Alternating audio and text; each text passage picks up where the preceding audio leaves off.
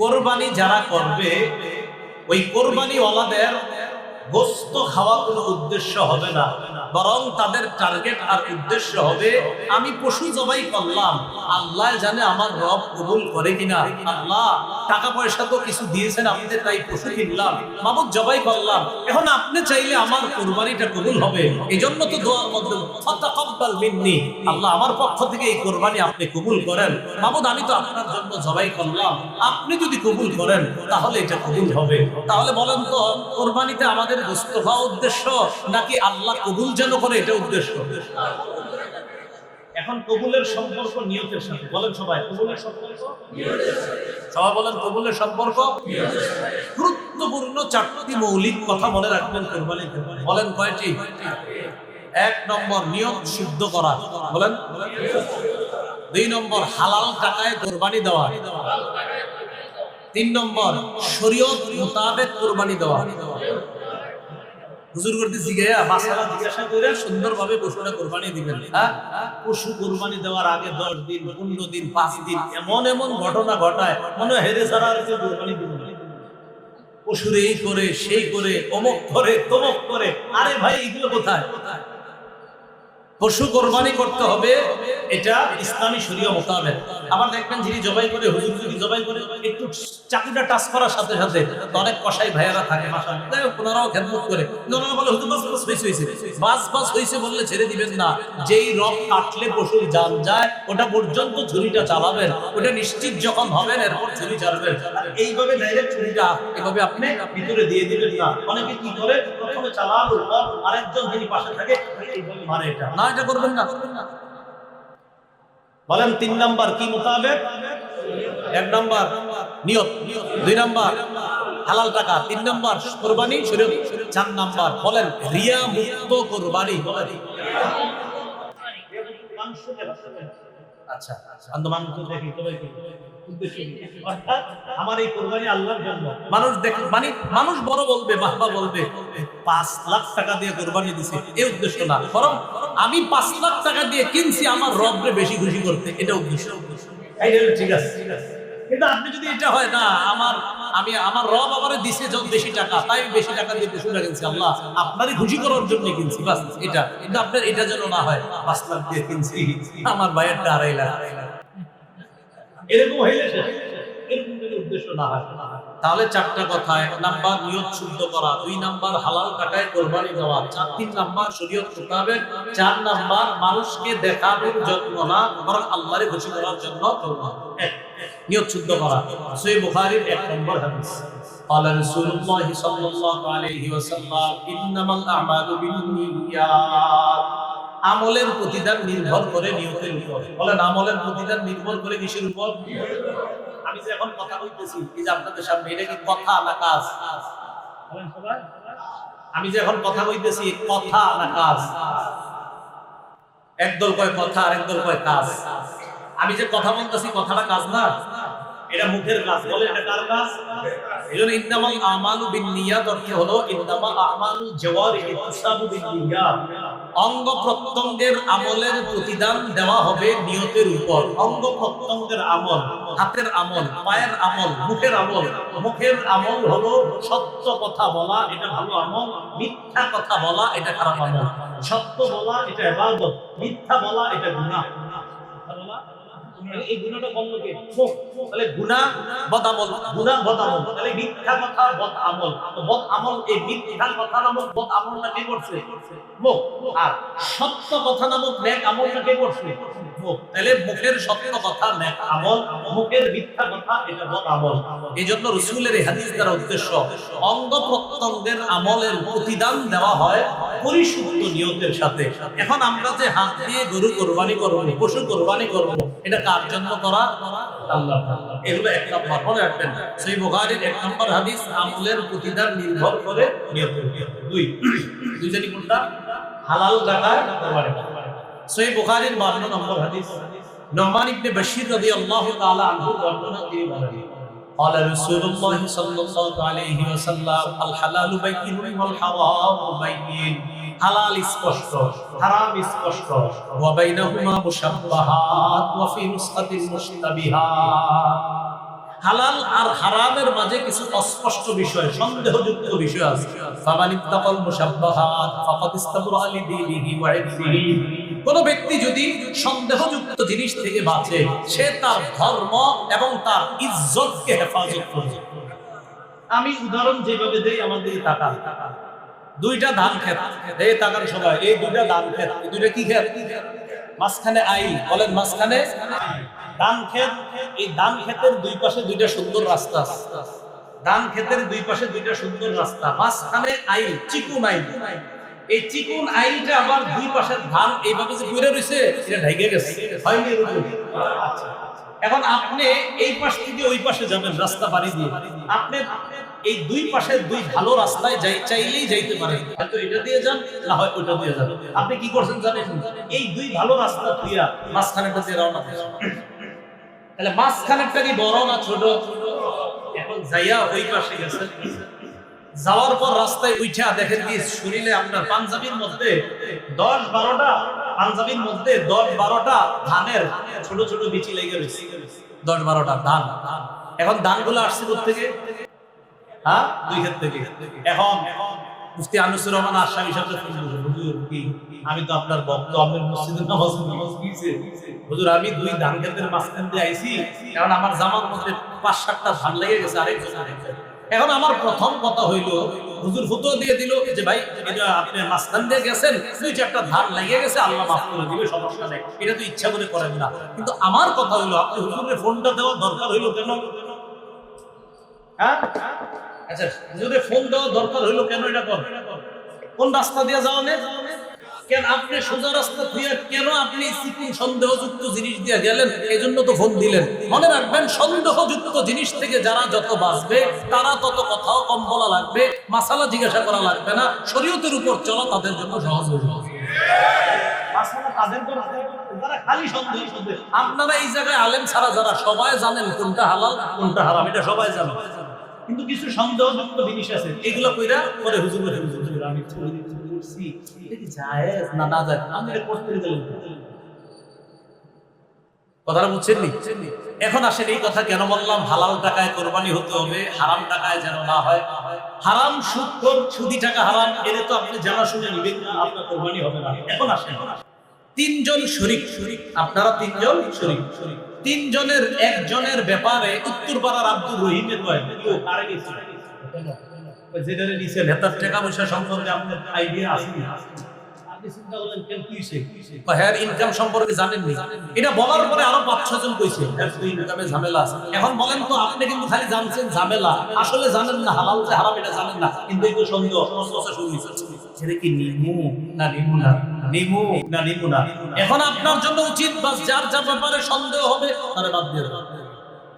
যদি বাদ না দেন, এখন ধরে নেন তার টাকা হালাল, তো তো কোরবানি হয়ে গেল। ধরে নেন তারটা যদি হারাম হয়ে যায়, সন্দেহ থেকে বাঁচেন। তাই আমি বলি কোরবানি একা দেওয়াই ভালো, কোরবানি একা দেওয়া ভালো। একা দিলে হালাল হইলে আপনি, হারাম হইলো আপনি। আপনার টাকা কি দিলে আপনি জানাবেন, এটা কি হালাল না হারাম?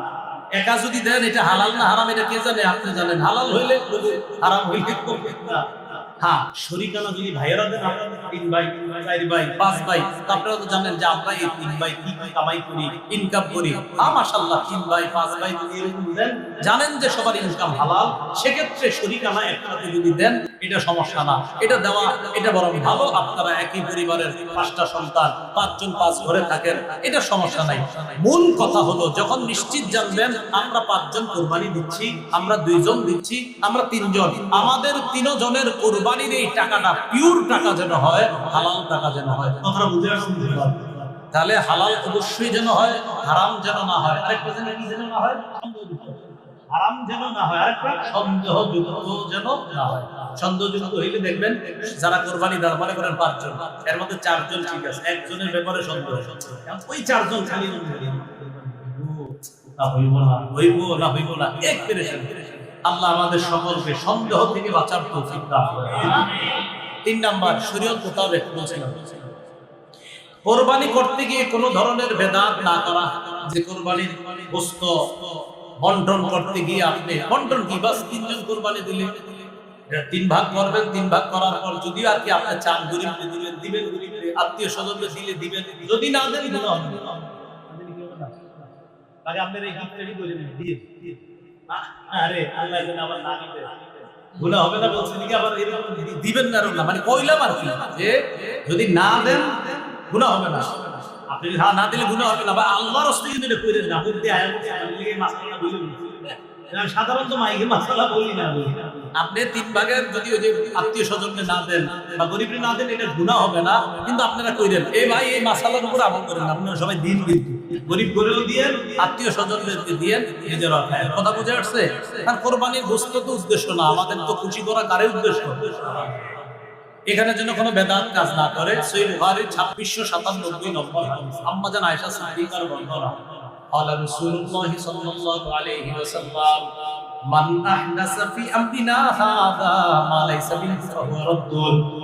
নবীজি বলেন আমাদের ইসলাম ধর্মের মধ্যে, এই শরীয়তের মধ্যে ইবাদতের নামে কেউ যদি সওয়াবের আশায় নতুন কিছু আবিষ্কার করে, বলেন আমার সাথে, শরীয়তের মধ্যে সওয়াবের আশায় ইবাদতের নামে নতুন কিছু আবিষ্কার করা বেদাত। তাহলে নতুন কিছু আবিষ্কার করা যাবে না। ইমাম মালিক রাহমাতুল্লাহি আলাইহি বলেন মান ইবতাদা ফিল ইসলামি বিদআতান ফায়ারাহা হাসানা ফাকাদ জামা আন্না মুহাম্মাদান ক্বাদ খানা রিসালা। কোন ব্যক্তি যদি ইসলামের মধ্যে নতুন কোন বেদাত চালু করে আর এটারে যদি উত্তম মনে করে, সে কেমন যেন এই দাবি করলো যে মুহাম্মদ সাল্লাল্লাহু আলাইহি সাল্লাম নবুয়তের দায়িত্ব পালনে ত্রুটি করে গিয়েছে। আউযুবিল্লাহ বলেন। বলেন নবীজি কি দিন অসম্পূর্ণ রেখে গেছে না পরিপূর্ণ? তাহলে পরিপূর্ণ রেখে গেছে দিন, এই জন্য নতুন কোনো কিছু প্রবেশ না করা।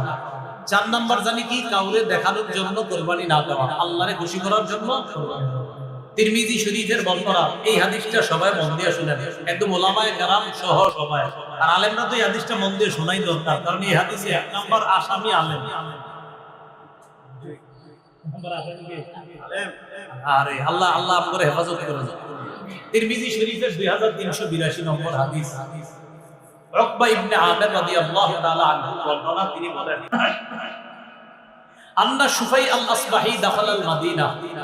এক তাবিঈ নাম সুফাই আল আসবাহি, তিনি মদিনায় আসলেন।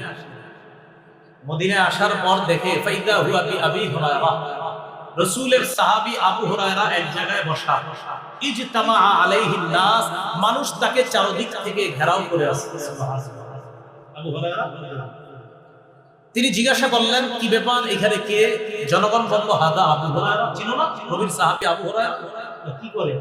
ফায়ুহাদ্দিসুন নাস, মানুষকে হাদিস শোনাইতেছে। সুবহানাল্লাহ, মানুষকে হাদিস শোনাইতেছে। ছাত্ররা বসা। আচ্ছা বুঝলাম। তো তিনি বলেন ফাদানাউতু মিনহু, আমি আবু হুরায়রার কাছাকাছি গেলাম।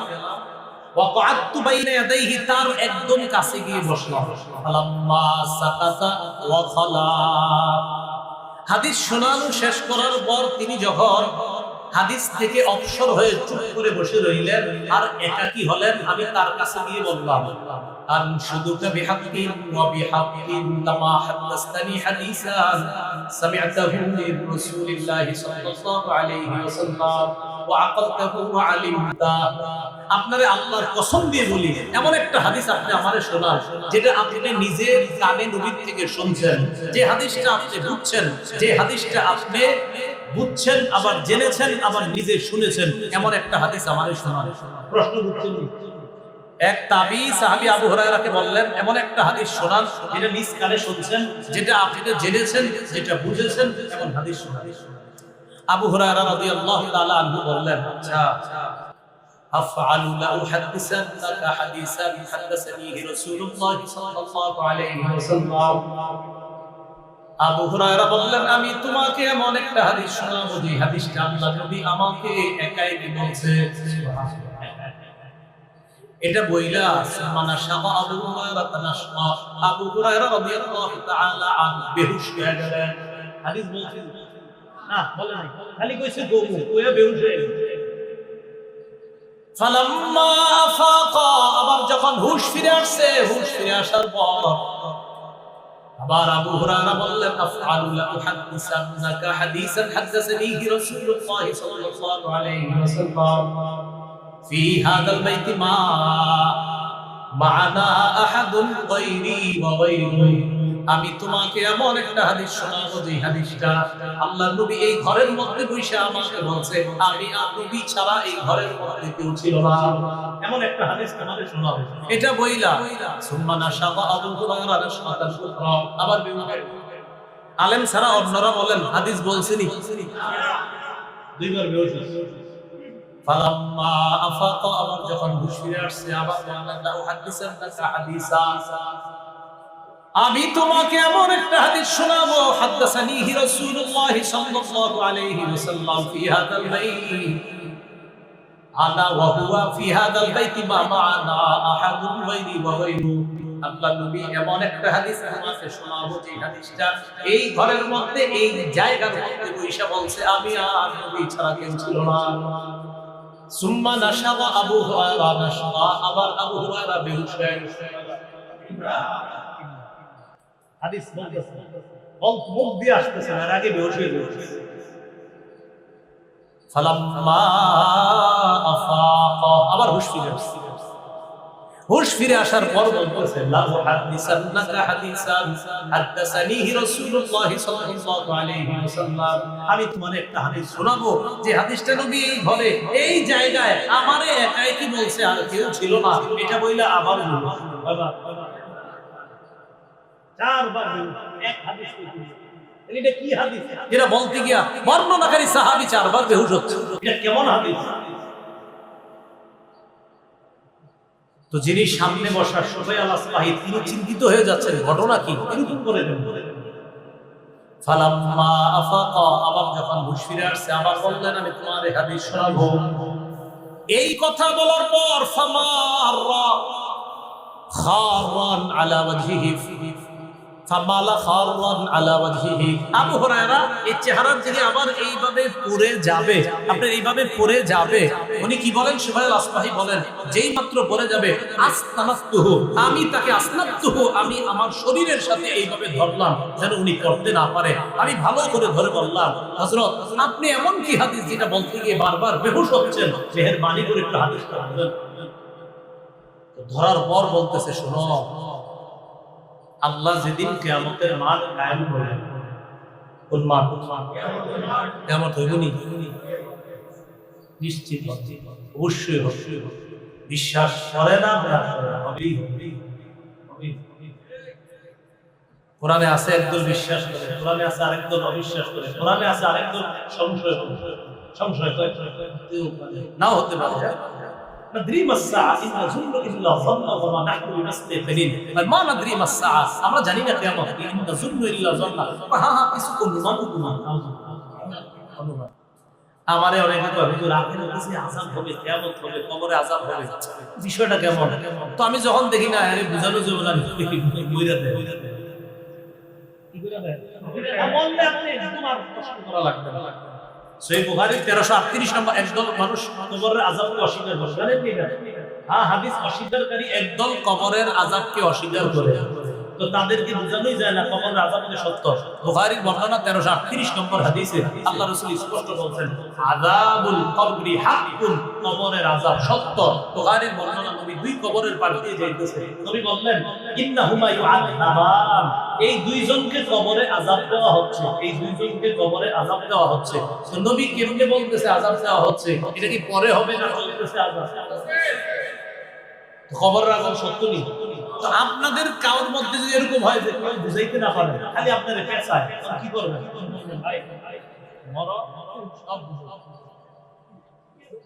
মরলে সব বুঝে এসেছে। আল্লাহ বুঝার তৌফিক দান করুন। মনে আসেনি কোন জায়গায় আছে? কোন জায়গায়? কিয়ামত কায়েম করছে, শুরু করছে হাদিস। কিয়ামত কায়েম করার পর আল্লাহ এবার বিচার শুরু করবে। বিচার ব্যবস্থায় যে তিনজন দিয়ে শুরু করবে,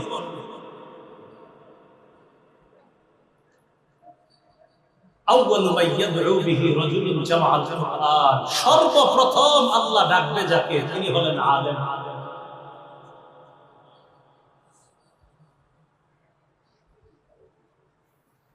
কোরআন ওয়ালাকে ডাকবে, কোরআনের ধারক বাহক আলেমকে ডাকবে। সুম্মা যুল মাল ওয়া সাহিবুল মাল, সম্পদওয়ালা, সুম্মা রাজুলুন কুতিলা ফি সাবিলিল্লাহ ওয়া মুজাহিদ। আলেমকে আল্লাহ বলবেন আলাম তুআল্লিম কামা আনজালতু আলা রাসূলি, আমি আমার নবীর উপর যা নাযিল করেছি তা কি তোমারে শিখাই নাই? তো তিনি জবাব দিবে বালা হুজুর, আপনি আমারে শিখাইছেন। আল্লাহ বলবে বিমা ফামাদা আমিলতা বিমা উল্লিমতা, তুমি যা শিখছো সে অনুযায়ী আমল করো। ওই ব্যক্তি জবাব দিবে আকুমু বিহি আনা আল-লাইলি ওয়া আল্লাহ, সকাল সন্ধ্যা আমি আমল করছি, কোরআন প্রচার করছি, ওয়াজ করছি, বিভিন্ন জায়গায় জায়গায় গিয়ে বক্তৃতা করছি। আল্লাহ আবার জবাব দিয়ে বলবেন কাযাবতা, তুমি মিথ্যা বলছো। সাথে সাথে ফেরেশতারা বলবে তাকুলু লাহুল মালাইকাতু কাযাবতা, ফেরেশতারা বলবে তুই মিথ্যা বলছস। আল্লাহ বলবে তুই মিথ্যা বলছিস, ফেরেশতারা বলবে তুই মিথ্যা বলছিস। লিউকাল ইন্নাহু কারিউন, তোমার যেন দুনিয়ার মধ্যে বলা হয় ওর মধ্যে বড় আলেম বড় কারি, এই জন্য তুমি ইলম অর্জন করছিলা, এই জন্য তুমি ইলম অর্জন করছিলা, তো এই জন্য তুমি ইলম অর্জন করছিলা, যেন তোমার বড় আলেম। আশরাফি সাহেব হুজুর তো মহব্বত করে আমার নাম আল্লামা লাগাই দিয়েছে। আলেমরা আমাদের মহব্বত করে, খুব মহব্বত। আমাদের উপর পুরো জুলুম, এটা আসলে সত্যি আমি যুদ্ধ না, আসলে যুদ্ধ না, বাস্তবিক যুদ্ধ না। আলেমরা আল্লাহ বলবে তুমি মিথ্যা বলছো, ফেরেশতারা বলবে তুমি মিথ্যা বলছো। তোমার যেন মানুষ বড় আলেম বলে শাইখুল হাদিস, তুমি এই কারণে ইলম শিখছিলা, চিন্তা।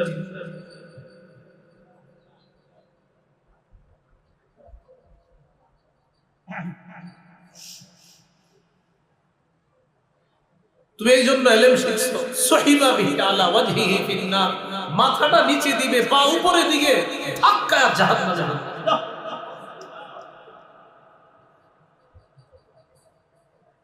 মুজাহিদকে সম্পদওয়ালাকে কিভাবে ডাকবে, তাদেরকে বলবে তুমি দান করছো, মানুষ যেন তোমার দাতা কয়। মুজাহিদকে বলবে তুমি জিহাদ করছো, মানুষ যেন তোমার বীর বাহাদুর কয়।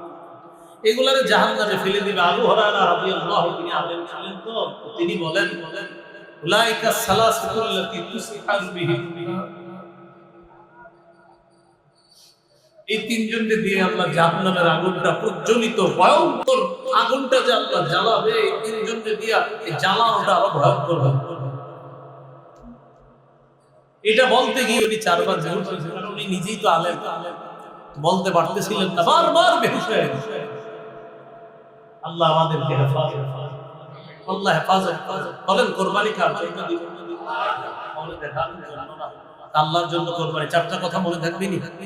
নিয়ত শুদ্ধ করা, হালাল টাকায় কোরবানি দেওয়া, 3 নাম্বার শরীয়ত মোতাবেক কোরবানি দেওয়া, বেদাত যেন না থাকে, 4 নাম্বার রিয়া মুক্ত কোরবানি করবে দেখানোর জন্য। আল্লাহ আমাদের সকল জিলহজ মাস এবং কোরবানির ব্যাপারে যে কথাগুলো বলা হলো, আমি সহ সকলকে আমল করার তৌফিক দান করেন। ইব্রাহিম আলাইহিস সালাতু ওয়াস সালাম এই জিলহজ মাসে আল্লাহর কাছে নিজের আত্মসমর্পণ করে এমন এক দৃষ্টান্ত দুনিয়ার মধ্যে কায়েম করেছেন যে পিতা হয়ে আপন সন্তানকে জবাই করার জন্য। সূরা আস-সাফাত, এই সূরার 102 থেকে 107 নম্বর আয়াত। এর আগে আরেকটা আয়াত আমরা জানি, সূরা বাকারার 131 নম্বর আয়াতে আল্লাহ বলেন ইয ক্বালা লাহু রাব্বুহু আসলিম। আল্লাহ যখন ইব্রাহিম নবীকে বললেন আপনি আত্মসমর্পণ করেন, ক্বালা আসলামতু লিরাব্বিল আলামিন, আমি বিশ্ব জগতের রব আল্লাহর কাছে আত্মসমর্পণ করলাম। ইব্রাহিম নবী আল্লাহর কাছে আত্মসমর্পণ করলেন। ইব্রাহিম নবী বললেন আমি রবের কাছে আত্মসমর্পণ করলাম। এখন দেখেন ইব্রাহিম নবী আত্মসমর্পণ করার একটা দৃষ্টান্ত। কি দৃষ্টান্ত?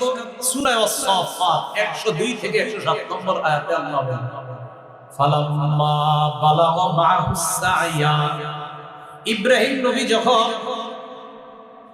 তার সন্তান ইসমাইল নবীকে নিয়ে বের হলেন একদিন, তো ফালাম্মা বালাগা মা'হুস সা'য়া, ইসমাইল নবী যখন কাজ করার বয়সে বসলেন, ছোট মানুষ তো বড় হইতে হইতে কাজ করতে পারে এমন বয়সে বলছে, ইব্রাহিম নবী সন্তানকে বাইরে নিয়ে গেছে, চলো কাজ আছে। قال يا بني إني أرى في المنام أني أذبحك فانظر ماذا ترى ইব্রাহিম নবী সন্তানকে বললেন, আমি স্বপ্নে দেখলাম আমি তোমারে জবাই করতেছি, তুমি বলো তোমার কি অভিমত, তুমি চিন্তা করে আমাকে জানাও। ফানজুর, চিন্তা করো, মাযা তারা, তুমি কি সিদ্ধান্ত। প্রশ্ন, ইব্রাহিম নবী সন্তানের কাছে কি চাইছে? সিদ্ধান্ত। বলেন কি চাইছে? এখন ইসমাঈল নবী যদি বলতেন আব্বা আমারে জবাই করে দিবেন, কি করেন না? আমি বললাম ভাই আপনি যাবেন না যাবেন না, কয়টা অপশন আছে? আপনি যাইতেও পারেন নাও যাইতে পারেন। সন্তানরে বলতেছে আমি স্বপ্নে দেখলাম তোমারে জবাই করি, তোমার কি সিদ্ধান্ত বলো। এখন সন্তানের দুইটা অপশন, আব্বা জবাই করেন, আব্বা জবাই করে দেন। এখন প্রশ্ন হলো ইব্রাহিম নবী এই প্রশ্ন সন্তানকে কেন বললেন? হুকুম কার? আল্লাহর হুকুম পালন করতে গিয়ে প্রশ্ন কিসের? আবার হুকুম পালন করো। আপনারা বুঝছেন না? আল্লাহর হুকুম পালন করতে গিয়ে সন্তানকে প্রশ্ন করার কি দরকার? প্রশ্ন ছাড়াই তো জবাই করতে পারতেন, কারণ হুকুমটা না। এখন মুফাসসিরিনে কেরাম সুন্দর কথা লেখেন যে ইব্রাহিম নবী সন্তান ইসমাঈলকে প্রশ্ন করার উদ্দেশ্য এই না যে সন্তান যদি না বলে জবাই করবে না, আর হ্যাঁ বললে জবাই করবে, এটা না। হ্যাঁ বললেও জবাই করবে, না বললেও জবাই করবে, কারণ হুকুম তো আল্লাহর। নবী ইব্রাহিম শুধু সন্তানকে পরীক্ষা করতে চাইলেন, দেখি আল্লাহর হুকুম পালন করার ক্ষেত্রে আমার সন্তান ইসমাঈলের আগ্রহটা কেমন। না আর হ্যাঁ অপশনের কথা না, হ্যাঁ বলো জবাই করবে, হ্যাঁ বলো জবাই করবে। চাইলেন আমার সন্তান দেখি কি বলে। ইসমাঈল নবী জবাব দিয়ে দিলেন,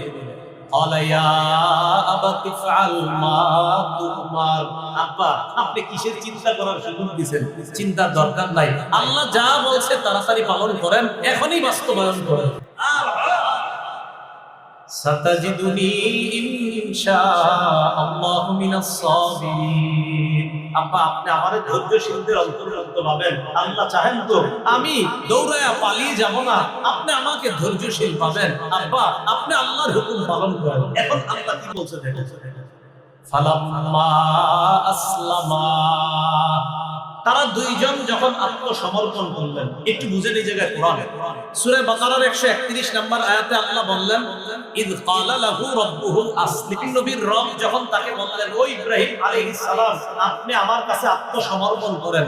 নবী ইব্রাহিম বললেন, আমি আত্মসমর্পণ করলাম। সূরা ওয়াস-সাফফাতে আল্লাহ বলে, ফালাম্মা আসলামা, বাবা এবং ছেলে দুইজন যখন আত্মসমর্পণ করলেন। আগে বলছে শুধু বাবার কথা, এখানে বলছে কার কথা? বাবা এবং সন্তান। কেন? ওই যে বাপ সন্তানকে পরীক্ষা করে নিছে, বাবা তুমি চিন্তা করে দেখো, আমি স্বপ্নে দেখছি তোমারে জবাই করি, তুমি বলো কি করব? সন্তান সাইফ আলমা তুমার। আব্বা আল্লাহ যা বলছে এটা পালন করেন। এখন আল্লাহই কোরআনের মধ্যে সিদ্ধান্ত দিয়ে দিলেন, ফালাম্মা আসলামা, বাবা এবং ছেলে দুটোই আমার কাছে আত্মসমর্পণ করেছে।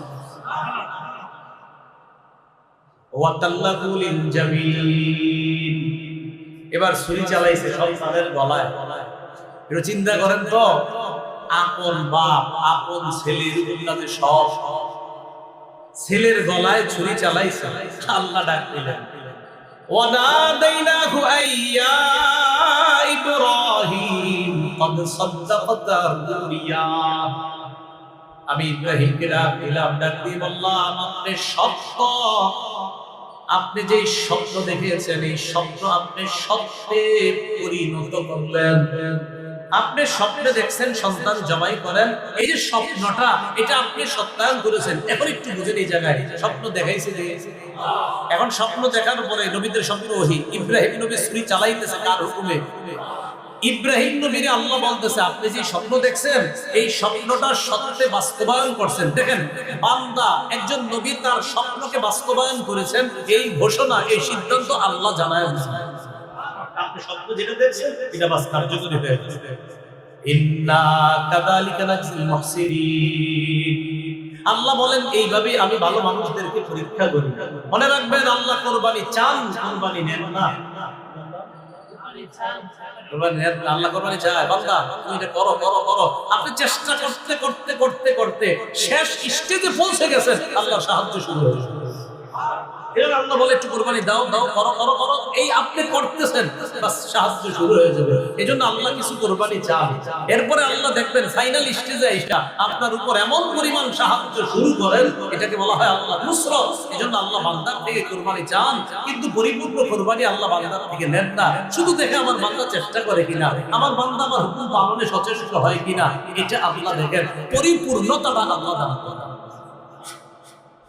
এরপরে আল্লাহ বলেন ইন্না হাযা লাহুল বালাউল মুবিন, এটা স্পষ্ট পরীক্ষা। ওয়া ফাদাইনাহু বিযিবহিন আযীম, আমি ইসমাঈলের পরিবর্তে বড় একটা প্রাণী দিয়ে কুরবানির ব্যবস্থা করে দিলাম। তখন থেকে মানুষ না প্রাণী দিয়ে কুরবানির প্রচলন আল্লাহ রাব্বুল আলামিন ইব্রাহিম নবীর সুন্নাত হিসাবে কিয়ামত পর্যন্ত মুসলমানদের জন্য এই সুন্নাতটা আল্লাহ চালু করেছেন।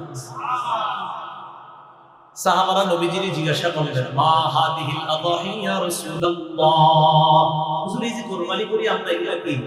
ক্বালা সুন্নাতু আবিকুম ইব্রাহিম আলাইহিস সালাতু ওয়াস সালাম, এটা তোমাদের আব্বা ইব্রাহিম নবীর সুন্নাত। সুবহানাল্লাহ, একটু বুঝছেন না আপনারা? তাহলে জিলহজ মাসে ইব্রাহিম নবী আল্লাহর কাছে নিজের আত্মসমর্পণ করলেন।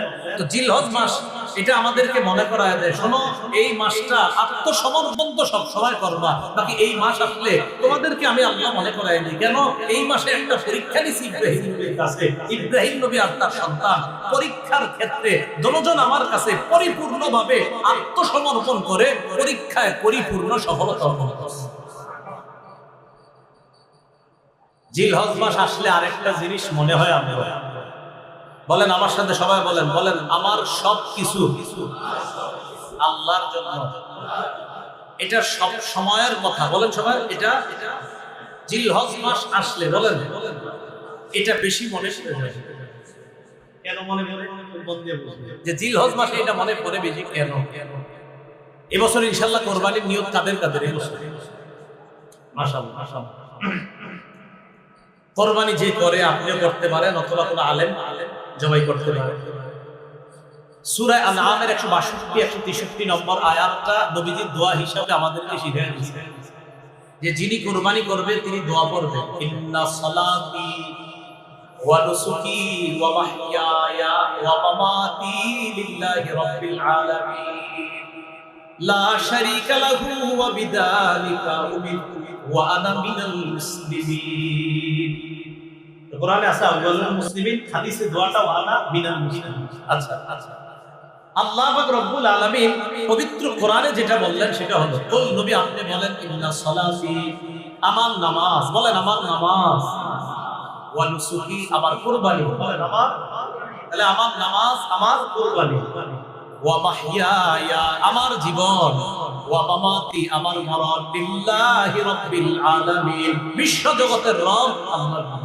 মুহাব্বতের সাথে সবাই বলেন তো, আমার নামাজ কার জন্য? আমার হজ কুরবানি ইবাদত সব কার জন্য? আমার জীবন কার? আমার মৃত্যু কার? তাহলে সব আল্লাহর। এই কথাটার জিলহজে বেশি মনে পড়ে কেন? কারণ 10 তারিখে পৃথিবীর কোটি কোটি মুসলমানরা এই দোয়াটা করে পশু জবাই করবে। তাই জিলহজ মাসে আমার সব যে আল্লাহ, এটা হলো জিলহজ মাসে বেশি মনে করায়া দেয়। মনে থাকবেনি কথাটা? জিলহজ মাসে আরেকটা বিষয় আল্লাহ মনে করে আমাদেরকে কি, যে বান্দা টাকা পয়সা খরচ করে আমার ঘরে আসে, যাওয়ার পর কয় কিছু বিধান আছে, কি আরাফায় গিয়ে অবস্থান করতে হবে। অবস্থান মানে কি? অবস্থান বাস অবস্থান। ভাই অবস্থান করলে হবে মানে অনেকে লজিক যুক্তি দেখাবে, কোনো যুক্তি নাই। আমার রবের কাজ করতে গিয়ে আরাফায় যেতে হবে, মুজদালিফায় যেতে হবে, মিনায় যেতে হবে, তাওয়াফ করতে হবে, বাস এটা রবের কাজ, এটা রবের হুকুম। টাকা পয়সা খরচ করে মুসলমান যায়, যায়া বুঝায় আমার মাথায় ধরুক আর না ধরুক, আমার রব বলছে তাই সামর্থ্য দিছে আমি এখানে আসছি। ওই যে অনেকে মাঝে মাঝে বলে এত টাকা পয়সা খরচ করে কি দরকার? মুসলমানরা আমরা, আমাদেরকে যদি আল্লাহ তৌফিক দেয় আমরা সবাই হজ করব। আমরা কোনো প্রশ্ন তুলবো না যে এটা কেন ওটা কেন, না আমার রব বলছে তাই যাব। প্লেন দিয়ে তুমি কাবার সামনে দাঁড়ায় রইলা, আরাফায় গিয়ে অবস্থান করলা, মুজদালিফায় একটু রাত কাটাইলা, মিনায় গেলা, এটা পশু জবাই করলা, লাখ লাখ টাকা খরচ করে হজ হয়ে গেল তোমার।